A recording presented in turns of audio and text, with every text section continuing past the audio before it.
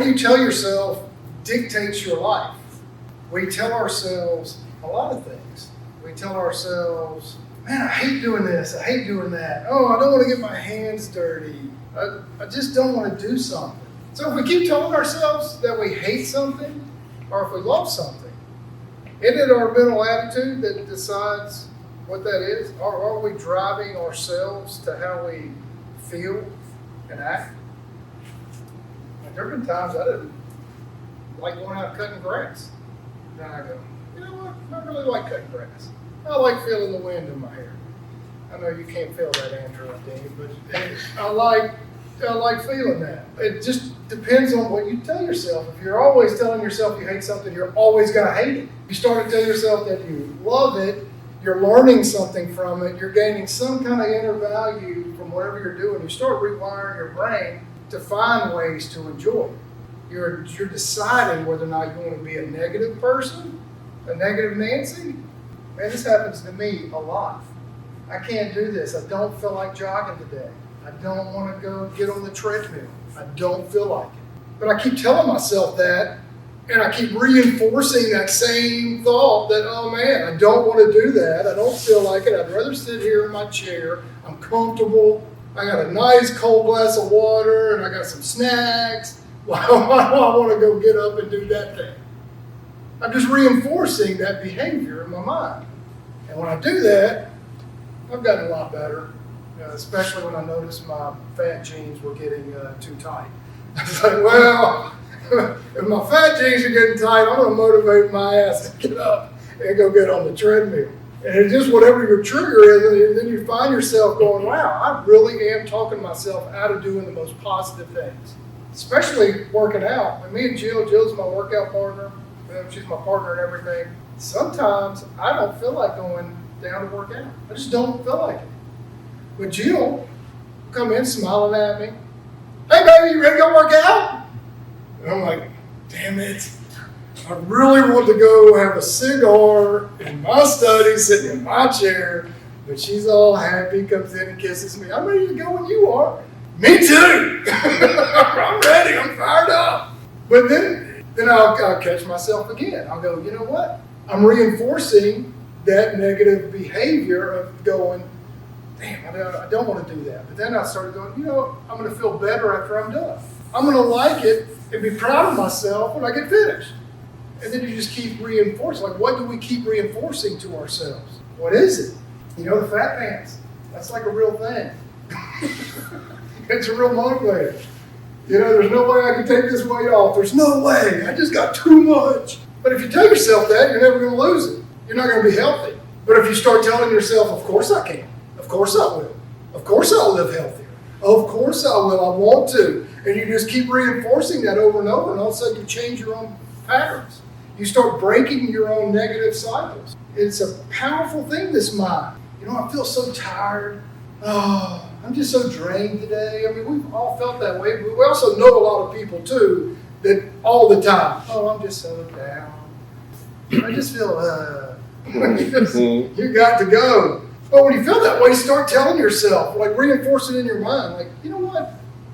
I recognize that I'm kind of tired, but maybe if I take a couple of deep breaths, maybe I get something healthy to eat, grab an apple, whatever. I feel better. You start telling yourself you feel better, and guess what? All of a sudden you feel full of energy. You feel better. It's crazy how it works. So how we talk to ourselves is just vital. Like, we create our own story with every action, every thought. If we're thinking negative and poor thoughts, well, our life is going to be negative and poor. If we think we want to love and help others and do good things, we start creating that cycle. We start creating that cycle of love and friendship and real meaning. And if we don't think of that, like, oh, I don't want to do that. I don't want to get to know that guy's always smiling. He must be up to no good. Yeah, because we're so negative. Oh, that guy, man, he always wants to hug me and give me some love. He's a weirdo. You know what I mean? Well, there are some weirdos. But you know what I mean. I'm talking genuine. I'm so afraid. You know, these guys just jumped out of a plane the other day. They're afraid. I don't want to do it. Ah! But if you tell yourself you're afraid, even though the risk is super small. We have to live outside of our comfort zones. We have to force ourselves to break the patterns of our own fear. We have to.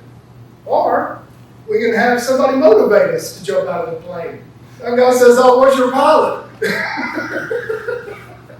that will motivate you to get moving. Hey, pilot. I wasn't really scared of jumping out of this plane until I saw my pilot tripped out. I'm really bad at public speaking. We have a really good friend that comes here a lot. He's from California. He lives in California. I say a lot. He comes and visits. He's a Navy SEAL. He's one of those just really badass guys. He hates public speaking. Like, he hates it. He's been on a couple of our podcasts. Terrifies him. Like, he's totally terrified. He has to have a drink before he gets on the podcast because his nerves are shot. He told me that he would rather be in a fire shootout with a 50-50 chance of living than have to speak in public. True statement. But that's what he keeps telling himself. He keeps telling himself that. So he just keeps reinforcing that behavior, that thought.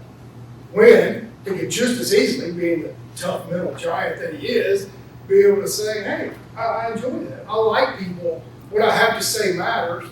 Other people, at least somebody who I'm talking to, might find some value in it and get enjoyment from it." But instead he talks himself into fear. That Navy SEAL. I mean, I know a lot of people like this, that reading sucks. I hate to read, I don't want to read, it's boring, I fall asleep, I just don't want to do it. I'd rather turn on Netflix and chill. I'd rather just do something else. I don't want to do it. But how about just telling yourself reading is awesome? We don't need to watch all this crap that's on the TV all the time. Pick up something fascinating that's going to expand your mind, expand your heart, expand your knowledge base. Just pick up something and read that you enjoy. If you don't like that particular thing, if it's putting you to sleep, well, you grab the wrong book. Or it's just like working out too.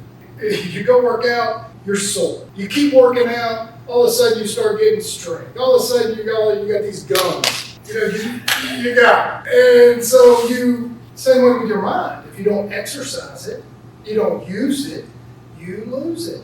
You will fall asleep reading. Of course you will. You'll read 2 sentences and like, this reading's for dumb people. I'm not doing that. This is crazy what we tell ourselves. Or I have to have a drink. Oh man, I just have to have a drink. Just like my Navy SEAL buddy. I just got to have this drink before this podcast. Or you don't have to have a drink. Hey, Andrew, you don't have to have a drink.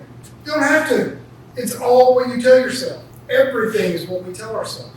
This is so inconvenient. How many times have we gone to help a buddy, or you got to go to some stupid event, something's going on, and you just have to go there, but you're thinking the whole time, I hate going to this thing. I do not want to be with my family on Thanksgiving. They always piss me. You're talking negative trash, living in the future somewhere that may or may not even happen. Like you're taking your emotions on a roller coaster ride, and you ain't even there yet. I do it every Thanksgiving. I mean, it happens. It happens. But what am I doing? I'm telling myself I'm not going to like it. I'm telling myself I'm not going to enjoy it. But why? Why don't we torture ourselves like that? Why don't we think, you know what? They may be, one of them may be rude. Somebody I might not flow with. Who cares? I do not have to allow them to negatively affect my energy. I can create my own energetic force field around me and love myself, be around people that love me, and give that love, and I can separate.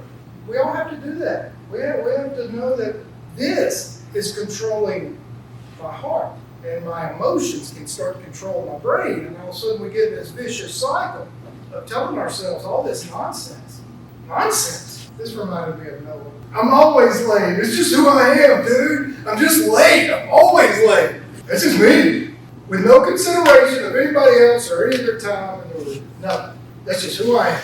I had a guy, I had 2 appointments with this guy every week for 6 years. And he was always late. Every time. And I knew it. Pissed me off every time. I allowed him to piss me off. I just should have started showing up 10 minutes late. But I didn't. Because I respect people's time. It's one of my pet peeves in life that it shouldn't even be a pet peeve because the other person is telling you I don't respect you enough because, this is just how I am. I'm always late. I'm always stressed out. I'm always not going to be there on time because I really don't care about you. But, Noah, what if you started saying, I'm always on time. I respect the people I'm around. I respect the people that I'm going to meet or going to work with or getting up for. I love them, and I want to show them that if they're going to meet me and they're going to spend their time to meet me at this particular place, that's what we start telling ourselves. They did one little thing that triggers something that happened in the past, and that person's not the same person you're with now, so you're projecting whatever happened somewhere else onto this other person, and all of a sudden you hate them just like you started hating the other person. Of course nobody's going to love you. It's insane. I hate people. I hate them. Just leave me alone. I think we've all felt that way. We've all gone, man, everybody sucks. I don't want to be around anybody. Well, everybody's always going to suck if you always keep telling yourself everybody sucks. Huh, Jackson? If they suck, you keep telling yourself that, well, stop. Find out what it's like to say, I love everybody. I want to give everybody a chance. If I think that person's just dumb, I just see them and I say, God, I hate dumb people. I don't want to be around dumb people. Well, just think about the times that you were dumb. How many times did you not know something that somebody else knew? And you go, you know what, I've kind of been dumb too, and I'm just being a condescending douche. Like, it's stupid. Like, it doesn't make any sense. I don't think that the source of all things is going to go, oh, you're a little bit smarter. You could go to the front of the line. I'm not sure that's how it works. And if it is, that's probably really problematic. Marriage is miserable. How many times have we heard this from every person everywhere that we know? Marriage sucks. Hate being married. Man, can we go out, man? Can you tell my wife we're doing this thing so we can go do that thing? I mean, every friend I've ever known has been married. Yeah, I think everyone. There might be one exception, but I'm not sure. It's crazy. Why? Why do we do that to ourselves? Why do we say it's miserable? Why can't we just figure out ways of communication, even if it's painful? Because of course it's painful. It's just like reading. If you don't practice it, it feels uncomfortable. You don't want to do it. It's just like working out. You'd rather sit on your couch. You're like, man, this is really a good documentary. I'm into this. Screw the gym. It's the same thing. It is what we tell ourselves it is. If we say it's fantastic, then it becomes fantastic. Not in every case, because, some people you just can't get along with. If there's not a willingness and an effort on both sides of any relationship, whether it's a husband, wife, friend, mom, brother, sister, and if both parties aren't willing, then yeah, you got a problem. But if both partners are willing, then why do you tell yourself it's miserable? It seems silly. It seems pretty silly. God must want to punish me. My life is horrible. I can't afford to pay my electric bill. God must hate me. I think that's really silly. I just think it's silly. I think it's silly. All we have to do is just ask for a little guidance in our meditation. It's amazing what kind of miracle that is. I would have told you were bad shit nuts 10 years ago if I said, oh, you just really meditate on whatever your issue is and just ask, no matter what God you put a label on it, whether it's your Jesus, your Buddha, your Krishna, whatever. I don't think God is up there going, oh man, you didn't call me by the right name, you're going to hell, boy. I don't think so. I think, God, whatever that means to you, I think of it as all the energies that I know for a fact that are all around me that my perception cannot see. And I ask it. And it's unbelievable how that makes your life better. It is amazing. And I'm very thankful that that's the case. Otherwise, I tend to screw things up. So whenever I ask for help, and I ask my friends for help, and I ask Kevin for help, it's weird. Life tends to be all right. Strange thing.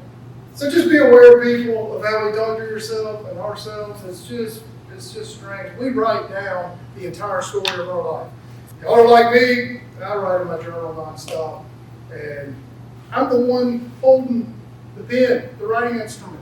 It's me recording what I did. I had the option to say I, not we, Not you did that to me. No, I allowed you to do something that affected me. I did everything to me. I allowed my emotions to be this way. I allowed financial stress in most cases. I allowed everything. So I got to tell myself, I got to talk to myself, I have to coach myself just like y'all do. I'm not a hateful, spiteful asshole. I want to be nice. I want to be nice because I like it when other people are nice back. And if you're not nice back, well, I don't have to be around you. I can like you from not ever seeing you again. I wish you well from wherever there. And just be careful how you talk to yourself. And for all of you that are close by, 30 minutes from downtown Shreveport, 20-ish minutes from Marshall, mysticsofTexas.com. You can go there and check us out. We appreciate it. And we're here every Sunday at 1:15.